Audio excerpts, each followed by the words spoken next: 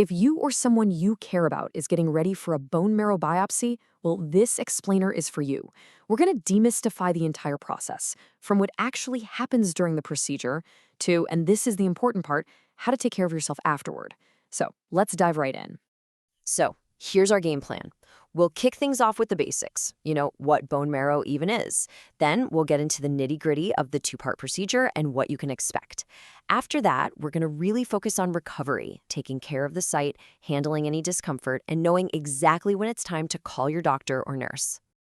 All right, first things first. Before we jump into the how, let's cover the what. It really helps to understand what doctors are looking at. So what is bone marrow and why is it so crucial for your health? Okay, so think of your bone marrow as your body's very own blood cell factory. It's this soft, kind of spongy stuff inside your big bones, and its main job is to crank out blood stem cells. These are the amazing little things that grow up to be red blood cells that carry oxygen, white blood cells that fight off infections, and platelets that help you stop bleeding. I mean, it's a real powerhouse in there. So why would a doctor need to get a sample? Well, a biopsy lets them take a direct peek inside that factory. It's the best way for them to check on the overall health of your marrow, see how your blood cell counts are doing, check on things like your iron levels, and, this is a big one, see how your body is actually responding to a treatment. Now, here's something you might not know. A bone marrow biopsy isn't actually just one single thing. It's a two-part procedure, and both parts usually happen back-to-back in the same session. So let's break down what those two parts are, the aspiration and the biopsy. And this slide lays it out perfectly. On one side, you've got the aspiration. That's where they draw out a small sample of the liquid part of the bone marrow. And on the other side is the biopsy itself, where they take a tiny solid piece, like a core sample, of the bone and the marrow together. So just remember, one's liquid, the other is solid. And where does all this happen? Well, the good news is both samples come from the exact same spot. It's usually the back of your pelvic bone, which is that big bone in your lower back right near your hip. Okay, now for the part that's probably on your mind the most. What does it actually feel like? What happens during the procedure? Let's walk through it step by step so there are no surprises. First step, let's talk about time. The whole thing for both parts, the aspiration and the biopsy, is usually pretty quick. You can expect to be in and out of the procedure room in about 20 to 30 minutes.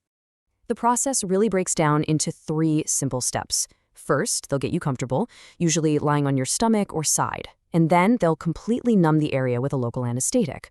Once everything is nice and numb, they'll do the aspiration first, and right after that, they'll do the biopsy. So what might you feel? Even with the numbing, when they do the aspiration to get that liquid sample, a lot of people describe this very specific feeling. It's a brief, deep, dull ache that really only lasts for a few seconds, and then it's gone. And then for the second part, the biopsy, the feeling is a little different. Most people say it feels like a bit of pressure or kind of a pushing and pulling sensation while they take that solid sample. But again, it's over very quickly. Now, to help with any anxiety, you might be offered a sedative to help you relax. It might make you feel a little sleepy, or you might even doze off completely. It just depends on the person.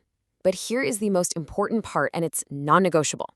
If you get a sedative, you must have an adult caregiver there to take you home. For your own safety, they won't let you leave on your own. Okay, the procedure is over. You did great. Now we can shift gears and focus on the recovery. Let's start with how to take care of the biopsy site for the first day or so. This is rule number 1 for aftercare, and it's super important. For a full 24 hours, you need to keep that bandage on, and you have to keep it totally dry. That means no showers just yet. This is key to protecting the area and letting it start to heal properly. All right, once that first 24-hour mark has passed, you can go ahead and gently take the bandage off. And yes, you can finally take a shower. The one thing to avoid, though, is soaking the area in water. So that means no baths, no hot tubs, and no swimming for about a week, or until the site is all healed up. So, what happens after the numbing medication wears off? Well, it's pretty normal to feel some soreness or an ache where the biopsy was done. This next part is all about simple, practical things you can do at home to manage that discomfort and feel better. A few easy things can make a big difference.